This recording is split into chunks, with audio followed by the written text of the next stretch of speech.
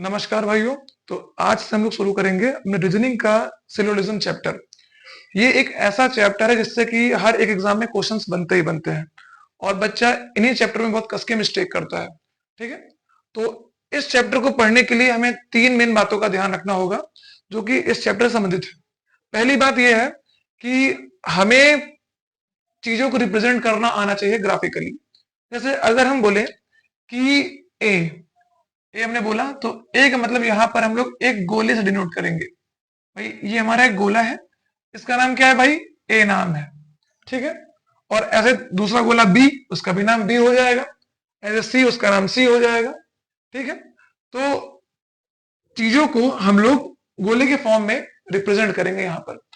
अब बोलेगा कि हमने बोला कि भाई सभी ए का मतलब है कि सारा का सारा ये जो जगह है जो कि ए ने कवर कर रखी है, इट मींस सभी ए। अच्छा, अगर हम बोले कुछ ए, तो कुछ ए का मतलब होता है कि सिर्फ थोड़ी सी जगह जो ए ने कवर कर रखी है, मतलब इतनी खाली जगह, ये जगह इतनी है ना, ये है कुछ ए।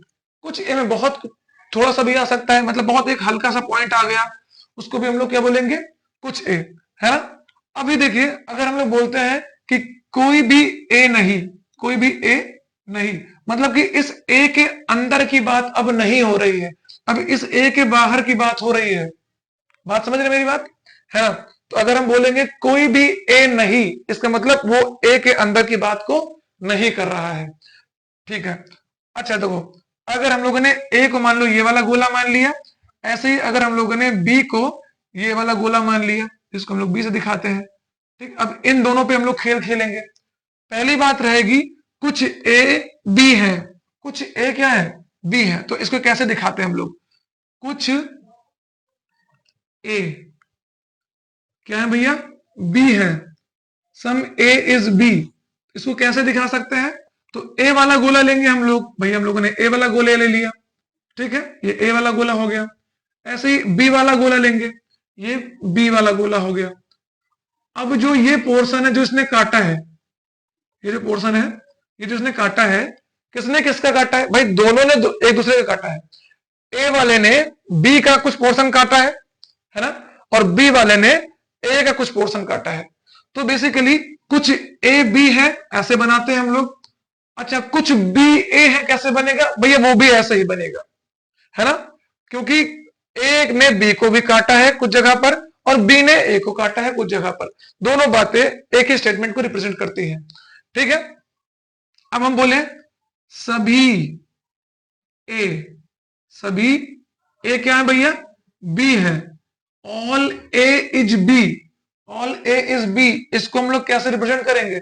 इसको हम रिप्रेजेंट करते हैं कि भैया ये ए हमारा है, ठीक है, और ये जो सारा का सारा ए है, जो सारा का सारा ए है, ये किसके अंदर है भैया? ये हमारे बी के अंदर है। ये किसके अंदर है? ये हमारे बी के अंदर है। तो all A is in B, है ना। हम लोग कैसे बोलेंगे? All A is in B. ठीक है, ये सारा का सारा ए जो हमारा है वो बी के अंदर है। तीसरा स्टेटमेंट आता है कि कोई भी ए बी नहीं है, कोई ए बी नहीं है। No A is B. अच्छा, इसका मतलब क्या होता है कि ये हमारा ए है, इसका दूर दूर तक कोई संबंध नहीं है बी के साथ में। ना मैं इसको जानता हूं, ना मैं इसको जानता हूं। कोई भी ए बी नहीं है। क्या इसका वाइस वर्सा भी ट्रू हो सकता है? हाँ भाई, कोई भी बी भी देखो ए नहीं है। अगर कोई लिखे कि कोई ए बी नहीं है, उसका ग्राफ भी ऐसे बनेगा, और कोई लिखे कोई बी ए नहीं है तो उसका भी ग्राफ ऐसे बनेगा। ठीक, इसमें और इसमें दोनों एक दूसरे को काम में ले लेते हैं, लेकिन जो ये वाला स्टेटमेंट है सभी ए बी है, समझना इस बात को, यहां पर सभी ए बी है, ये इसको दिखाता है। ठीक, क्या सभी बी ए है? ये भी इसको दिखाएगा भैया? वो नहीं दिखाएगा। क्यों? क्योंकि समझिएगा, सभी ए बी है का तो ऐसा बन गया। अगर लिखा जाए सभी बी ए है, सभी बी ए है, ये कैसे बनेगा? तो इस बार बी हमारा अंदर हो जाएगा, इस बार हमारा बी अंदर हो जाएगा और ए इसको बाहर से कवर करके रखेगा। जितना भी बी का पोर्शन है वो सारा का सारा क्या है भाई, ए के अंदर है ना। अच्छा, और क्या बातें इसमें हो सकती है भाई, मुझे देखो दिख क्या क्या रहा है, मुझे दिख रहा है कि कुछ ए भी जो है मेरा वो बी के अंदर है। कैसे पता भाई, अगर सभी का सभी ए बी के अंदर है तो कुछ ए भी तो बी के अंदर है ना। इधर देखो, अगर सारा का सारा बी ए के अंदर है तो कुछ बी जो है वो भी ए के अंदर है ना। तो ये भी सारी बातें क्लियर हो रही है यहां पर। अच्छा देखो, अगर मैं बोलूं इस स्टेटमेंट में कि कोई ए बी नहीं है, कोई ए बी नहीं है, इसका मतलब कोई बी भी भैया ए नहीं है। ये दो चार बातें आपको माइंड में रखनी है, और इसमें निर्णय लेने से पहले हम लोगों को यह बात ध्यान रखनी है कि जो चीज हमें दिखेगी एकदम एक्यूरेट, उसी को सिर्फ सत्य मानना है। जिसकी दो दो पॉसिबिलिटीज हो सकती हैं उसको सत्य नहीं मानना है। अच्छा, इसको थोड़ा सा क्लियरिफाई कर देता हूं मैं एक बार। देखो, जैसे यहां पर एक बात आती है कि सभी ए बी है, सभी ए बी है ना भैया। देखो सारा का सारा जो हमारा ए है वो किसके अंदर है, बी के अंदर है ना।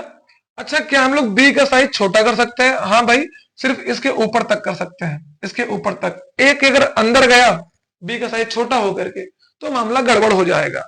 मतलब बताते हैं कि पहले समझो कि सभी ए बी है, ये चीज सही लिखी है, हाँ भाई सही लिखी है। अब अगली बात होती है इसमें कि कुछ सी, जो हमारा जो सी है ये वाला, इसका कुछ पोर्शन क्या है, बी है। इसका कुछ पोर्शन भाई क्या है, बी। इसको ऐसे बनाते हैं कि कुछ सी बी है, ये भी सही है। कुछ सी देखो हमारा बी है, देखो काट दिया कुछ सी बी ने। अच्छा, अब एक बात को देखो, मैं तुमसे पूछूं कि क्या हमारा कुछ ए सी है, कुछ ए सी है, तो तुम कहोगे गुरुजी इसमें दो बातें हो सकती हैं। कौन कौन सी? कि देखने से तो यहां लग रहा है कि कुछ सी जो है हमारा ए नहीं है, मतलब कुछ ए हमारा सी नहीं है। लेकिन बच्चा अगर तुमको हम एक बात बताएं कि जो बी को सी से हमने कनेक्ट किया है, कुछ बी सी है, इसको हमने ऐसे मर्ज करके बना दिया है। क्या इसको ऐसे भी तो बना सकते हैं कि ये देखो ऐसे डॉट करके भाई, अगर ये ना बना करके इसको हम ऐसे बनाए, इसका नाम सी रखें और इसको ऐसे करें, तो तब भी देखो कुछ भी हमारा सी है, देखो कुछ भी हमारा सी है। लेकिन इस बार हो क्या रहा है साथ साथ कि इस बार भैया ये ए के भी कुछ पार्ट को काट रहा है, ए के भी कुछ पार्ट को काट रहा है। तो क्या उस स्टेटमेंट कि कुछ बी सी है के दो फिगर बन पा रहा है ना भैया? कौन कौन से? एक तो ये बाहर वाला जिसमें ये ए को नहीं काट रहा है, और एक ये अंदर वाला जिसमें ये ए को काट रहा है। तो कौन सा फिगर सही होगा? सिर्फ मन से एक आवाज आनी चाहिए कि हमको नहीं पता। मतलब जो भी स्टेटमेंट बोला होगा कि कुछ ए सी है, तो तुम कहोगे देखो भैया अगर ये फिगर बनाएंगे तो कुछ ए सी हो जाएगा, अगर ये फिगर बनाएंगे तो कुछ ए सी नहीं होगा। मतलब हमको नहीं पता, मतलब गलत, असत्य करना है उस बात को। क्या करना है भैया? असत्य करना है। बात समझ में आई? अगर ये बोले कुछ ए सी नहीं है, कुछ ए सी नहीं है, तो भी हमको नहीं पता, समझना। कुछ हम तुमको बताते हैं, देखो भाई निष्कर्ष एक है, कुछ ए सी है, ठीक। दूसरी बात है कुछ ए सी नहीं है। अब बताने से कौन सही कौन गलत है। देखो बच्चा, कुछ जो ए है वो सी है इस फिगर के हिसाब से, नीचे वाले के हिसाब से, है ना। और इस वाले के हिसाब से हमें नहीं पता भाई, नहीं है, दिख रहा है। तो समझो कि ये स्टेटमेंट गलत हो जाएगा क्योंकि हमें नहीं पता है। कुछ ए सी हो भी सकते हैं और नहीं भी हो सकते हैं। दो बातें हो रही है इसमें। इस तरह बनाओगे तो हो सकता है, इस तरह बनाओगे तो नहीं हो सकता है। कुछ ए सी नहीं है मतलब ये क्लियर पूछ रहा है कि नहीं है भैया, हमें नहीं पता, हो भी सकते हैं और नहीं भी हो सकते हैं। तो इसको भी हम लोग क्या करेंगे? गलत करेंगे। तो कोई भी ऐसी चीज, कोई भी ऐसा स्टेटमेंट जो दो विरोधाभासी स्टेटमेंट्स को बनाए, जो दो विरोधाभासी फिगर्स को बनाए, जिसमें कि दिखता है सामने से कि हाँ ये इसकी पॉसिबिलिटी, जहां पॉसिबिलिटी वाले वर्ड्स आ जाएं वहां पर हमें डायरेक्ट ही इसको नहीं मान के चलना, क्योंकि वहां पर दो तरह की चीजें आ जाती हैं सामने, है ना। और इसमें कथन और निष्कर्ष वाले में निष्कर्ष का अर्थ होता है जो आपको साफ साफ दिखे, जो निर्णायक रूप से एकदम सही हो, ये बात सही नहीं लग रही है हमें, तो दोनों बातें गलत है, इनको हम लोगों ने असत्य करके आना है। तो अब हम लोग अगले लेक्चर से इसके हम लोग कुछ क्वेश्चंस वगैरह लगाएंगे और इसकी प्रैक्टिस करेंगे। देखो भाई, जितने क्वेश्चंस आप लगवा दोगे, ठीक है, उतना आपका ये टॉपिक मजबूत हो जाएगा। फिर इसके बाद हम लोग अगले चैप्टर की ओर बढ़ेंगे। तब तक के लिए धन्यवाद, मिलते हैं हम लोग अगले लेक्चर में।